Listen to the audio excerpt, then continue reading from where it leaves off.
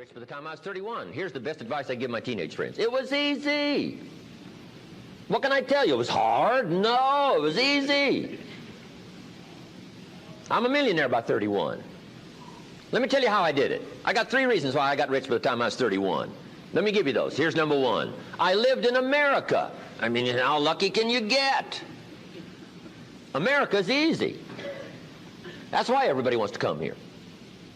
People haven't plotted and schemed for 50 years saying if I could just get to Poland, everything would be okay. No. No. The boat people are not desperately trying to get to Vietnam. No. They're not squeezing through the fence to try to get into Mexico. No. Neil Diamond says, looks like everybody's heading for, they're all coming to America. Why? Everybody wants to come here by every means possible to get here. Why? Because America's easy. So if you go home with anything, go home with that. Mr. Rohn reminded us that America's easy. He got rich by the time he's 31. America's easy. Bangladesh is hard. Just take that home. Here's the average yearly income in Bangladesh, $120. That would be hard. Tell me hard versus easy. So America's easy. Cambodia would be hard. The Khmer Rouge killed 2 million Cambodians to make communism work. That's hard. America is easy. India would be hard. They got their challenges these days. Tough. America's easy. China would be really hard. Underline really and make a study. It's hard. America's easy. And now in about 90 days you can have that memorized. I'm telling you, that's all you need. I got rich by the time I was 31. I lived in America. America's easy. Now here's number 2. I found an opportunity. That's all you got to do in America, search for an opportunity. Take the first one, right, try it. If that isn't it, it leads to another. One door closes, another door opens. This is what's exciting about America. It's full of opportunity. A chance to try, and then what? Try again, and then what? Try again, never run out of opportunity to try. See if you can't better your life and your health and your future and your bank account and your income. Make your fortune here. I lived in America, number 1, found an opportunity, number 3. Number 2, here's number 3. I found a teacher. What a grand and glorious, unique thing that was for me at that time in my life. I found a teacher willing to teach me.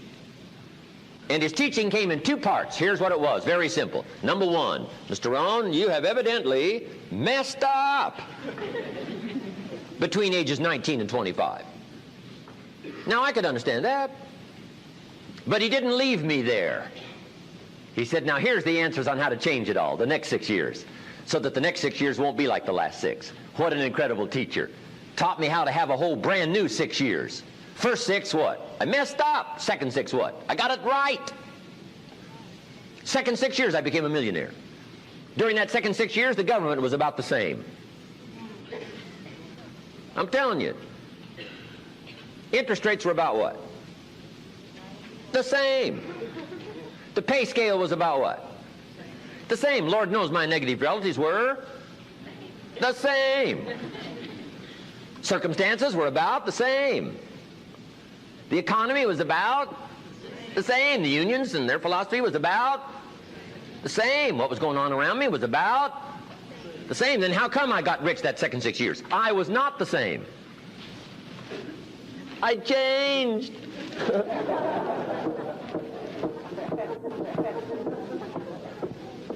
You say, well, Mr. Rohn, if you can do that, can anybody do it? Yes, I invite you on that journey. Anytime you want to.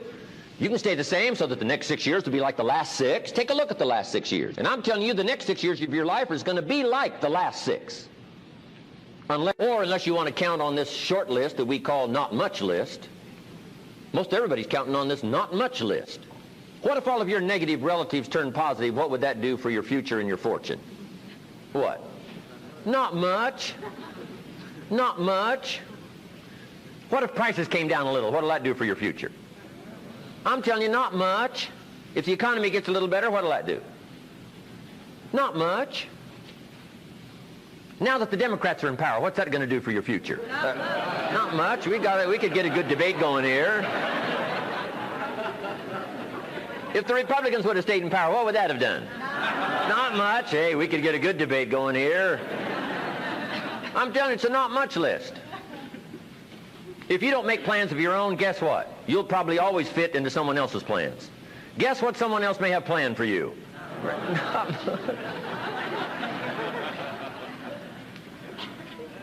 Then what's going to make the difference? You're going to have to make the difference. You're going to have to take charge. Now, Mr. Schoaf, my teacher, gave me a promise, and I want to give you that promise now. Here was the promise I got, and I bring it to you. Here's what my teacher said. If you will change, Mr. Rohn, he said, if you will change, everything will change for you. You don't have to change the government. You don't have to change prices. You don't have to change taxes. Forget all that. He said, if you will change, everything will change for you.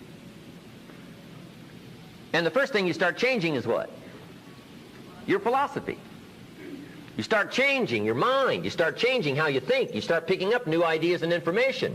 Gather new knowledge. Make better decisions about what's valuable. And I'm telling you, if you'll do that, your whole life will change. Your health will change. Your relationship with your family will change. Your ability to cope with challenges and problems will change. I'm telling you, income, promotions, all of it will change. If you will change, it'll all change. If you won't change, it isn't going to change. You can keep your fingers crossed if you want to and hope they'll straighten it out. You can wish for the wind not to blow quite as severe, but I'm telling you, wishing for the wind to change in your favor, we call naive at best. Don't do this any longer. Wish for a better wind. The key is to wish for the wisdom to set a better sail. Utilize whatever wind that blows to take you wherever you want to go. That is the philosophy I picked up at age 25, and it revolutionized my whole life. And here's what I found. I found it was easy. I got rich by the time I was 31, and it was easy. Now, here's my definition of easy. Got to jot this down. My definition of easy, meaning something I could do. I figure if it's something you can do, it's easy. Now, here's a parenthesis. Parenthesis, I worked hard at it. I found something I could do, which was easy, but I worked hard at it. I got up early and stayed up late, worked hard that 6 years. But what I did was easy, meaning it was something I could do. You say, well, Mr. Rohn, if it was so easy, how come everybody else around you during that 6 years, how come they didn't get rich? Here's why. It's easy not to.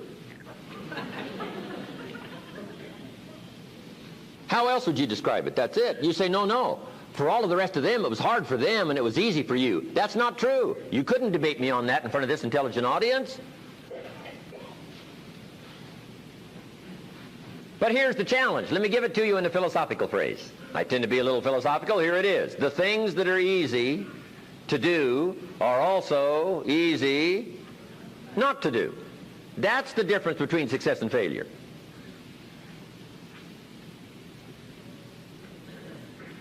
So you've got the choice here today of one of two easies. Easy to or what? Easy not to. I can give you in one sentence how I got rich by the time I was 31. Here it is in one sentence. I did not neglect to do the easy things I could do every day for 6 years. Underline. I did not neglect. That's the key. I found something easy I could do that led to fortune, and I did not neglect to do it. Major reason for not having everything you want in America. Major reason for not having more of what you want in America. More health, more money, more power, more influence, more everything. Major reason why you don't get it. Simple answer. Neglect. Neglect. And here's the problem with neglect. It starts as an infection. And if you don't take care of it, it becomes a disease. And here's what else is the problem. One neglect leads to another. Neglect to do wise things with your money, you'll probably neglect to do wise things with your time. Neglect to do wise things with your time, you'll probably neglect to do wise things with your business. One leads to another, leads to another. Pretty soon, neglect has you by the throat, emptying your purse, emptying your heart, emptying all of your chances for equities and power and all the good things. Neglect. What if you should be walking around the block every day for your good health and you don't? I'm telling you, you're on the wrong track. You should do it, you could do it, you don't do it. That's called formula for disaster. All you've got to do is let that and a few other things accumulate for 6 years, and now you're driving what you don't want to drive, wearing what you don't want to wear, living where you don't want to live, doing what you don't want to do, maybe having become what you really didn't want to become. I'm telling you, that's it. Just neglect along, drift along, and it's got you by the throat. It'll take all your values, leave you with just a little bit of dust in a summer wind, and it'll soon be gone. I hope I said that well. That's it. It's where I found myself at age 25 until my teacher came along and said, Mr. Rohn, up till now you've messed up. Let's see if we can't clean that up, change it all. I did. Changed my life. Not just the money, all the rest of the values that came pouring in when I understood that it was me. It was me. So take the easy approach. This stuff's easy to figure out. Getting rich is easy. I teach it to teenagers. How to be rich by 40, 35 if you're extra bright. This stuff is not difficult. I love to teach kids enterprise.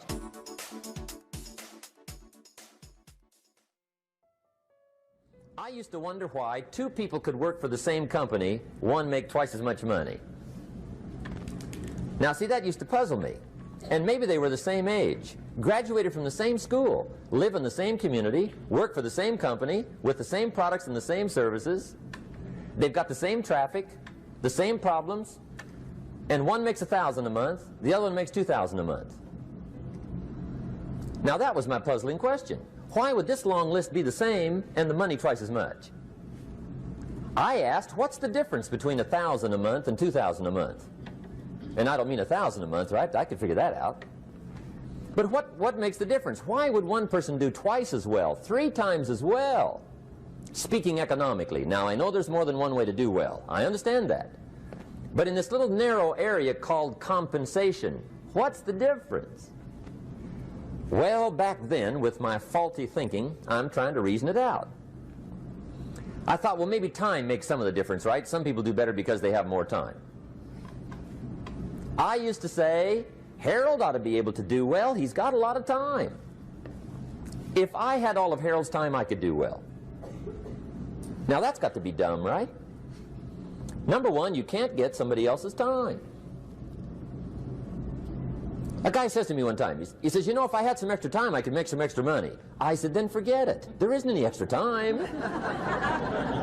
Hey, when the clock strikes 12 midnight, that about wraps it up, right? I mean, you can look around the gongs there for a little more, but it's over. You say to the guy, what are you doing? He says, I'm looking for extra time. See, they'll come and take you away, right? There isn't any more time. Now, if you can't get more time, which you can't, what could you get more of that would make a difference in economic results? And here's the key word. Make it a part of your notes. We're going to consider it tonight. The word is value. And I have a little phrase for your notes. Value makes the difference in results. Value makes the difference. You can't get more time, but you can create more value. Now here's the first lesson of economics. Everybody should learn it from the time they're old enough to understand what a dollar means. How to earn one, how to get one, how to keep one, what to do with it. First lesson of economics. We primarily get paid for value. That's lesson 1. Bringing value to the marketplace. That's how you get paid. You don't get paid for the time. I know it takes time to bring value to the marketplace, but you get paid for the value, not the time. Now, since that's true, here's one of the key questions of the evening. Is it possible to become twice as valuable at the marketplace and make twice as much money in the same time? Could you become 3 times as valuable? Make 3 times as much money in the same time? Is that possible?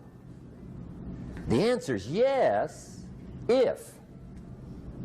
And it's always if, right? Life is known as the big if. Harry Truman once said, life is iffy.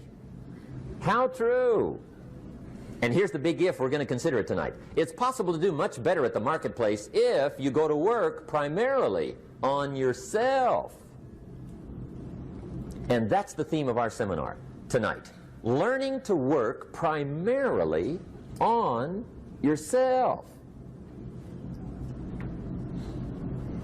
People have asked me for the last 24 years, how do you develop an above-average income? And the answer is, become an above-average person. Develop an above-average handshake. Some people want to be successful. They don't even work on their handshake. As easy as that would be to start on. They let it slide. They don't understand. Develop an above-average smile. Develop an above-average excitement. Develop an above-average interest in other people. Develop an above-average intensity to win. See, that'll change everything. Probably one of the most frustrating experiences in life is looking for an above-average job with above-average pay without becoming an above-average person. It's called frustration.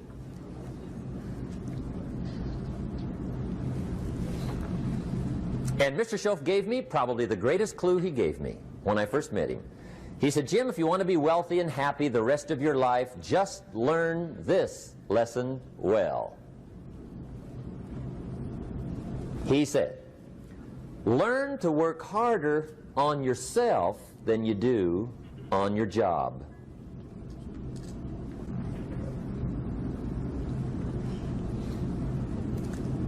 Then Mr. Schoaf gave me probably one of the most important clues among so many things he taught me, but this was in those early days. Mr. Schoaf was very kind, but he was also very abrupt. And he had these interesting questions to ask. I'm giving him a little rundown one day on how things hadn't worked out for me. He said, Mr. Rohn, I've got the answer for you if you will listen carefully. And listen carefully I did that day and for the next 5 years. If somebody's wealthy and happy, you gotta listen. He said, Jim, I've only known you a short time. But he said, it's already my honest opinion that for things to change for you, you've got to change. That wasn't quite the answer I was looking for. But that's the answer he gave me, and I pass it along to you on this warm summer evening in Anaheim, California, 1981. For things to change for you, you've got to change. Otherwise, motivation. And really, it's the only kind of motivation there is. Self-motivation. I was on a lecture tour in Australia not long ago, and the press interviewed me, and they asked me, Mr. Rohn, are you one of those American motivators? I said, no, I'm a businessman. I can share my ideas and my experiences, but people have to motivate themselves. Hey, I found out you can't change people. They can change themselves, but you can't change them. Lord knows, I've tried.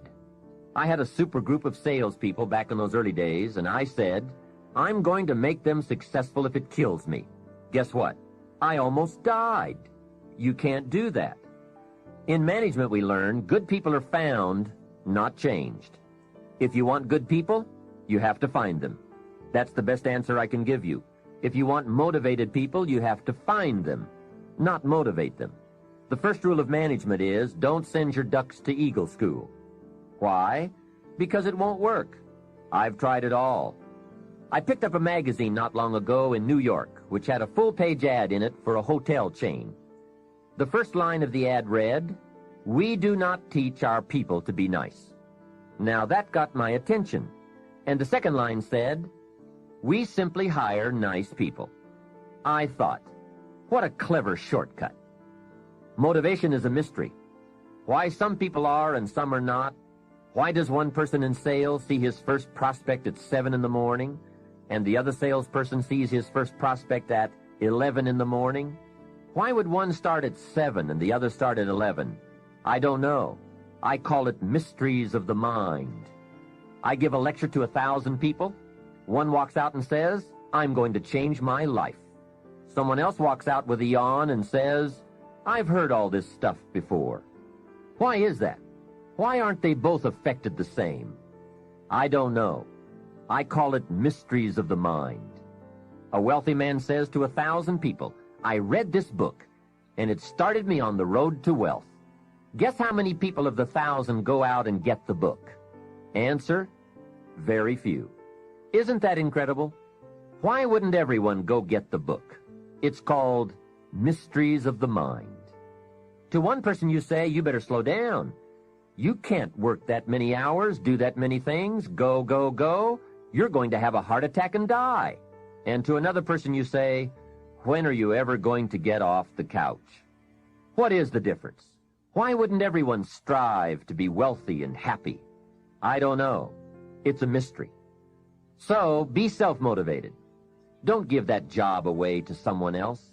The guy says, boy, if someone will just come by and turn me on. Hey, what if he doesn't show up?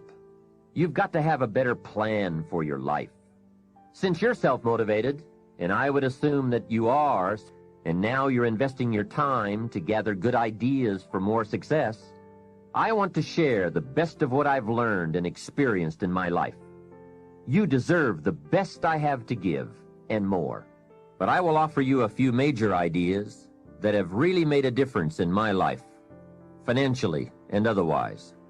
Mr. Shoaff said to me that he thought it was a worthy goal to become financially independent for 3 major reasons. First, with money no longer a time-consuming consideration, I could then begin devoting heavy time to all the other dimensions of my life. Second, he suggested I become financially independent because it would tremendously increase my ability to help others. Only from positions of strength, including financial strength, can we help someone else. Finally, and most important, he said, I believe it is worthwhile to become financially independent for the sake of developing the person you must become to achieve that goal. What a major secret he taught me. Set a goal to entice you to become the person it takes to achieve it. Reaching the goal is the lesser value. The primary value lies in the person you become by reaching it. You see, it's not the $1 million that's most important. It's what you must do and become in order to be a millionaire. We're all aware that many people feel that we must be careful of focusing on money or affluence or abundance. That in it, or in the pursuit of it, there is danger. We often hear quoted from the Bible, the love of money is the root of all evil. And I do agree. If you make money your love, and you pursue affluence to the exclusion of, or at the expense of, other values of life, you have lost, not won. However, let us consider this question. If you could do better, should you? That's not a bad question. In the time allotted to labor, in the time given to economics, care for family, success, achievement, productivity, the creation of value, the development of skills and creativity, if you could do better, should you? I think that one of the greatest satisfactions of living life to the fullest is doing the best you can with whatever you have. Doing less than your best has ways of eroding the psyche. We seem to be creatures of enterprise. Surely it is the reason for the seasons. The soil and the sun and the rain and the seed all say, what can you do with us? The seasons say, do you have the genius to make something unique of us? Life says, here's the raw material. What splendid things can you produce from all there is? So, go for high productivity, the full employment of your genius, the full development of your potential in all areas of your life, including earning money. That is the essence of life. Truly sophisticated people know it isn't the amount that counts. It's doing all that you can with all you've got that counts. With that background, let me recommend a book for you to read. The title is The Richest Man in Babylon by George Clason. Perhaps you've already read it. I would suggest that you read it again. It's just a small book. You can read it in one evening. I call it the appetizer for the full discourse on the subject of financial independence. Now, let me give you the major theme of the book. The major theme is that what you do with what you have is more important than what you have. What you do with what you get is more important than what you get. What we do with what we have says so much about us. It reveals our philosophy of life, our attitude, what we know, and what we think, and the makeup of our character. It is a reflection of what is going on inside of our head, and within our value system and decision-making process. It also reveals our ability to weigh and to perceive. The outer is always a reflection of the inner. It is an indication, a reading, a revealing. It speaks, it tells, it shows. Remember that key phrase I gave you earlier? Everything is symptomatic of something, and it is symptomatic of something right or something wrong. It is a wise policy not to ignore the symptoms, for they can be early signs of a poor choice of philosophy, or a sign that something important is being misread, misunderstood, miscalculated. So of all places, take a look here. What you are doing with your money says something about you. Now, what you're doing may be okay. All I'm suggesting is that you take a look. Let me give you some of the details of a good financial plan as suggested by Clayson's book. First, a very broad but important statement. Learn to live on 70% of your net income. Net meaning the money you have left after paying your taxes. Now, after taxes, learn to live on 70%. The reason it's 70 is because you're going to be doing some very special things with the 30%. So what's left, 70%, is yours to spend. Now let's talk about the all-important subject of how you allocate the 30%. I remember one day saying to Mr. Schoaf, if I had more money, I would have a better plan. He said to me, Mr. Rohn, I would suggest that if you had a better plan, you would have more money. So it's not the amount that counts, it's the plan that counts. It's not what you allocate, it's how you allocate it. Here's the first part of the allocation process. Of the 30% you're not spending, 10% should go to charity, giving back part of what you have taken out to help those who cannot help themselves. I think that's a good percentage. Now, you can pick your own percentage. It's your life. And one more thing. The time to start this is when the amounts are small. It's pretty easy to flip a dime out of a dollar, and it's a little more difficult to give away 100,000 out of 1,000,000. You say, oh, if I had 1,000,000, I'd give 100,000. I'm not so sure. That's a lot of money. Best we start you early, so you will have the habit before the big money comes your way. Now, here is what to do with the next 10%. Set aside 10% for capital you manage. That is, capital you find ways to utilize. Do some buying and selling yourself. Buy something, fix it, and sell it. Engage in commerce, even if it's only a part-time venture. Your home is a major capital project. In my opinion, we should all engage in capitalism in this country. In our country, we believe the genius to know what to do with capital resides in the populace, the people, the genius to come up with ideas for goods and services brought to the marketplace.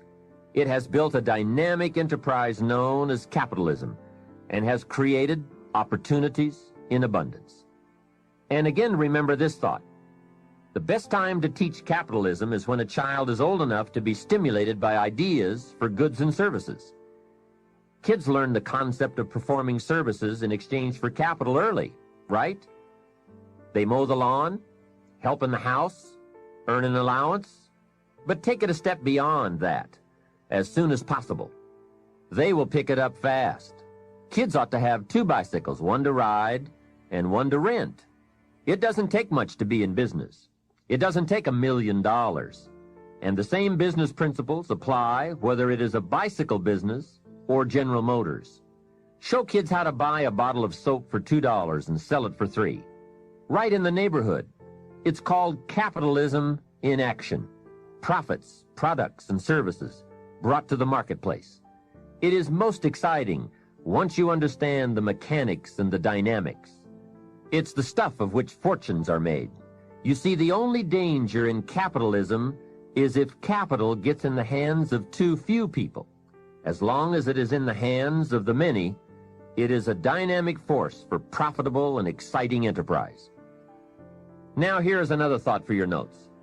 Make sure you turn part of your income into capital. I would suggest 10%. And use that 10% yourself to give your own skill a chance to do something remarkable in the marketplace. No telling what genius lies, unused, waiting for the spark of opportunity. It is part of the path of fortune. Use this thought. Why not work full-time on your job and part-time on your fortune? You can, you know. It's up to you. And you can't believe the feelings every day when you can honestly say, I'm working to become wealthy. I'm not just working to pay my bills. It makes a different kind of day. You will find it hard to go to bed at night and exciting to get out of bed in the morning. Remember, it's the same day, the same opportunity, the same you. But it is a greatly different life working to become wealthy or working to get by. One of the major factors that affects your life, all your life, is what you do with. It is so important to understand this. If you want to influence and help people, here's the key. Success is a doing. You've got to actually do it.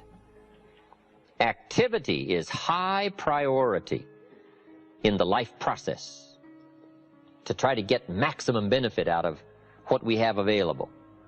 Activity. Now, here's an important question. What is your philosophy about activity? What about hard work? What about long hours? What about full days? If you're doing something, how hard should you go at it? How much time should you put in? Everybody has to develop their philosophy about activity. Just by way of review, let me quote you. Old Testament says, 6 days activity, 1 day rest. That's called philosophy of ratio of activity. What is a good ratio of rest and activity? Old Testament says 6 days of one, 1 day of the other. You say, well, that's kind of old and outmoded. Well, maybe it is. I don't know. Maybe that's too old a philosophy. The old 6-1. I don't know. Who knows? Now, we've got it down to 5 and 2. Maybe 5 and 2 is okay. I don't know. If God would have thought of 5 and 2, he might have made it 5 and 2, right? You can't think of everything when you're putting one of these together, I guess. Who knows? But we've all got to have a philosophy about activity. Because your philosophy of activity will affect the rest of your life. Not to think so is naive. I've got a good clue on rest. Make rest a necessity, not an objective. The reason for life is enterprise. The reason for life is productivity. The reason for life is to see what we can do with the seasons and the chances and our mind and our spirit, ourselves, to see what we can do. That's what life is all about, to see what you can do. Now, the doing, you've got to have a philosophy on how much time you're going to spend doing. And I've decided that enterprise is better than ease. If you rest too long, the weeds take the garden in the summer. So you can't rest too long. Life doesn't stand still. And the threat of life will start overwhelming the values of life if you just let it go. So we've all got to have a philosophy about activity. Let me give you one of the best I know. Here's what it says. An ancient phrase says, whatever your hands find to do, do it with all your might. That's a philosophy. You say, well, I'm getting by with half my might. Well, okay, but you've got to decide on your own personal philosophy of activity. Now, this philosophy says, do it with all your might. Do you think there's any value or virtue in that? Well, I don't know. You've got to decide. You've got to weigh this out, right? You've got to evaluate it for yourself and put it on your own mental scales, and you've got to come up with your own answers. How hard should you work? I'm teaching kids now the ant philosophy. The ant philosophy. An ancient story says everybody should study ants, especially lazy people. The ant philosophy. Let me give it to you. It's very brief. Number one, ants never quit. Good philosophy. If they're headed somewhere, you try to stop them, they'll look for another way. They'll climb over, they'll climb under, they'll climb around. They keep looking for another way. What a neat philosophy. Never quit looking for a way to get where you're supposed to go. Number two, ants think winter all summer. That's an important philosophy. You can't be so naive as to think summer all summer. You say, well, isn't it nice? You can't think nice when it's nice. We will call you naive. An ancient story says, don't build your house on the sand in the summer. Why would we be given that advice? Because it's easy to build your house on the sand in the summer, but you must not be so disillusioned. So ants are smart. They think winter all summer. In the summer, you got to think storm. You got to think rock. You can't think sand and sun. Key philosophy. Number 3, ants think summer all winter. That's so important. I'm sure all winter long ants say, this won't last long, we'll soon be out here. What a neat philosophy, what a neat attitude. This won't last long, we'll soon be out of here. First warm day, the ants are out. First warm day, they're out. Now if it turns cold again, they'll dive back down, but first warm day, they're out. They can't wait to get out. What a neat philosophy, can't wait to get at it. We teach in leadership skills. Average people look forward to getting off. Successful people look forward to getting on with it. The guy doesn't want off, he wants on. And that's what starts to transform his life, into the doing, into the activity. Now here's the last of the ant philosophy. How much will an ant gather during the summer to prepare for the winter? Answer, all he possibly can. What an incredible philosophy, the all you possibly can philosophy. How much should you do? You got to come up with a philosophy of how much should you do. We're all governed by our thinking, our evaluation, what we've decided and how we feel, and this is a big question. What should you do? Shoaff gave me the best answer when I was 25 years old. Here's what he said. Do all you can. How many books should you read in the next 6 months? As many as you can fit into your schedule. Because the book you miss won't help. What if a guy missed the book, Think and Grow Rich? The guy's 40 and poor and he missed the book. He lived in the right country, but he missed the book. He was a nice guy, but he missed the book. He was very sincere, but he missed the book. He worked hard, but he missed the book. I'm telling you, if you miss the book, no telling what treasure will be missing in your life if you just miss the book. How hard should you work? The ant philosophy. The man says to me, I'm making about $50,000 a year. Isn't that enough? Now, what would be your philosophical answer to someone who says, I'm making $50,000 a year. Isn't that enough? He said, my kids are doing okay, and he said, I got my bills paid. So what would you say if a guy says, I'm making $50,000 a year. Isn't that enough? I said, yes, $50,000 a year is enough if it's the best you can do. We don't call enough an amount. We only call enough your best. If you're capable of making $500,000 a year and you make $50,000 a year, we call you loser. Now, it isn't the difference between $50,000 and $500,000 that's important. What's important is the full extent of your reach. That's what's important. The only way to feel maximum good about yourself is to extend yourself to the full capacity of your reach, your intellectual reach and your physical reach, and your potential and your possibility to do the best you can. What should you do? All you can. How many books should you read? As many as you can. How many skills should you learn? As many skills as you can. How many people should you touch? As many as you can. What all should you engage in? As many things as you can. Why not go to the max? I've got a good question for you. How tall will a tree grow? As tall as it can. Did you ever hear of a tree growing half as high as it could? No. Trees don't grow half. They grow all. Full. They drive their roots as deep as they can, stretch as high as they can, produce every leaf they can. Trees go to the max. Now, why would human beings settle for less than the max of their capacity? Simple answer. They have the power of choice to do so. It gives us the dignity of being human beings called the power of choice. So we've got a couple of choices. Let me give them to you. Here they are. To be all or to be part.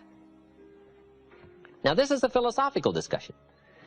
You can choose to be less than you were designed to be, or you can choose to be all you were designed to be. I'm merely suggesting that you ponder what the all might do for your life in the next 1 year, 3 years, 5 years. If you refined your philosophy of activity and went for it all. So the difference in value is not the amount. If you do the best you can and you make $10,000 a year, we call that enough. If you do the best you can and you make $1 million a year, we call that enough. enough is not the difference between 10,000 and a million. Enough is simply doing the best you can. A group of psychiatrists invited me to come and lecture in Los Angeles. Not too long ago, I thought that was fascinating. I never graduated from college. But they wanted to hear my story, so I go talk to the psychiatrists. Then in the middle of my talk, I had the audacity to say, "Ladies and gentlemen, let me tell you what I think most messes with the mind." They said, "What do you think most messes with the mind?" I said, "I think it is simply doing less than you can." Messes with the mind. It causes all kinds of psychic damage, I think. Simply being less than you can be, doing less than you could do, trying less than you could try, doing it with less enthusiasm than you could. I think it somehow damages the mind. It damages our self-image. Because here's what I've discovered happens. The minute you turn this around and start extending yourself, it isn't the value you get from extending yourself that's the greatest value. It's how you feel about yourself that's the greatest value. Because, see, it's not what we get that makes us valuable. It's what we become. And part of becoming is to see what all you can become. See what all you can do. See how much you can earn, how much you can share, how much you can start, how far you can reach, how far you can extend your influence. Now, that kind of commitment to philosophical thinking about attitude and about activity, we call this the potential